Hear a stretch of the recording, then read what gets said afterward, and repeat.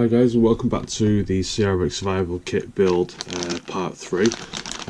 In this section we're going to be covering first of all just doing the gearbox, and then same again, we'll see how we're doing for time and we'll see what the next bit of the process is. But for now, let's crack on and get this bit done.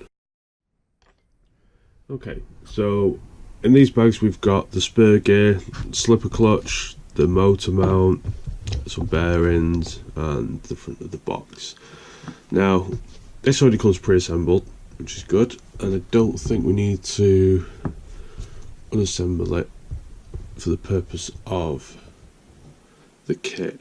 Now this has got a smoother edge on one side and sharper on the other, so what I might do is use the sort of rougher edge on the inside of the gearbox. It doesn't look like there is a right or wrong orientation because it is symmetrical. So this is saying that position, sorry guys, bring it down a bit, and then now this ring, it doesn't say which way it goes, but there is two different sides. Now I'm going to assume it's going to go that way, so that sits flush. Okay, let's try that. And then the bearing needs to go over there, and then that will sit into yes, that surely must be right. Oh, hold on, I wanted to build it the other way. Yeah, no, that's right. Okay, so that sits inside there, and then the bearing on there, and then it's a case of the box then locates like that, bearing on the outside, pushes in nice and firm there, so that's lovely and smooth, and then it's just a case of the screws.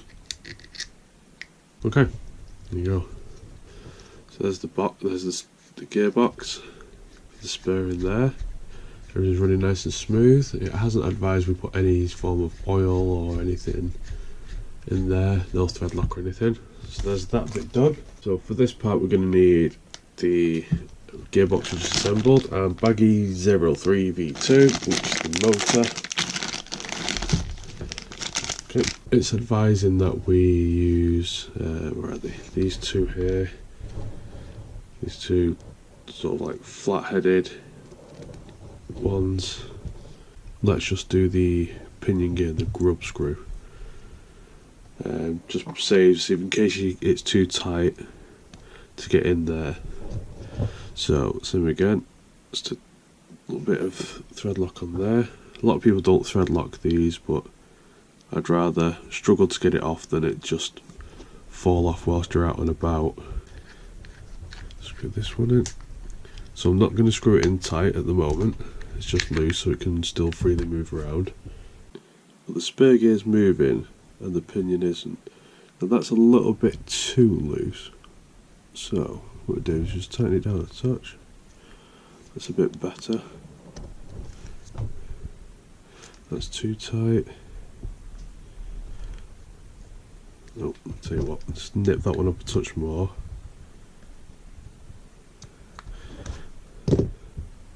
So as you can see there, that's too loose.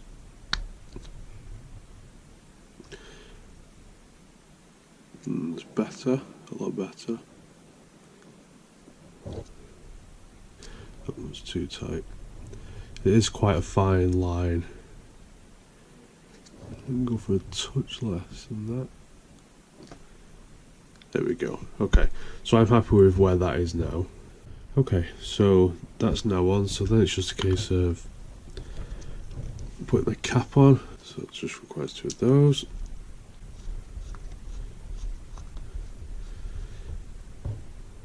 That one felt like it was never going to tighten up then. Okay, and then we just need to go and mount this onto the chassis now. This section here is where the box will mount onto. Now it's showing that it goes this way like that. So you can see there that the motor is just behind the front axle. So there's the gearbox and motor mounted now. So that was that step there. So we've just done that one and that one. The next one is the transfer box, which looks very interesting, and then the mounted transfer box. So we'll cover this section here in this video. So let's crack on. Okay, so there's just a small amount of things to be done here. Now on this, it's showing we've got this little pin. You place it straight through there. Then you simply put that over there, and then it's saying on this end, the little plastic washer goes there, pin goes through there, and that just simply slides onto there, like so, like that, and then it's just a case of screwing this down on the underside. Okay, so I just stuck one screw in off camera there, just so the box is held in place. So I like the fact that it has got a transfer box, because it seems to be a more common thing these days amongst the crawlers and scalers and stuff. So we're just putting the last couple of screws in now. It's a nice snug fit from those screw heads. Like I say, these have been really good so far, these Allen drivers or hex drivers. Okay guys, so the transfer box is on and it's all nice and snug, all linked up. We can see here where the servo's going to go for the 2-speed. So what I'll do is going to call it quits there on this part. So join us in the next part, where we'll take on whatever the next step is. We haven't looked through the manual yet. It's still down the page that we're currently on. So join us in the next part, and thank you guys for tuning in, and give us some feedback on the comments below what you thought so far.